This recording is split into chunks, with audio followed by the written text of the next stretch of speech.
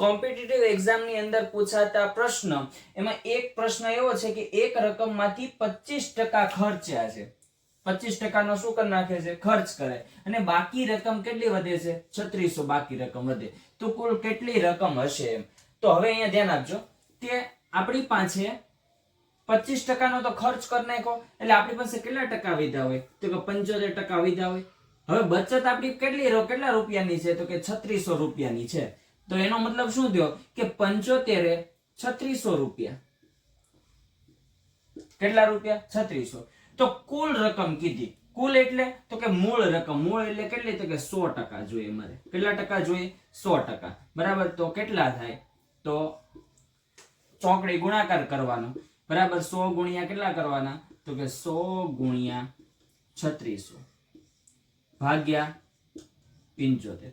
75 એટલે 25 તેરી 75, 100 એટલે 25 ચોક 100, 25 થી 25 કેન્સલ થાય. હવે જો 3 એકા 3 અને 3 દુ 6 એટલે 1200 રૂપિયા આવ્યા અહીંયા. બરાબર. 12 તેરી 36, 12 ચોક 48, એટલે જવાબ કેટલો આવ્યો, 4800 રૂપિયા. એટલે તમારી કુલ રકમ કેટલી હતી, તો કે 4800 રૂપિયા હતી. એમાંથી 25% એને શું કરી દે છે, વાપરી દે છે.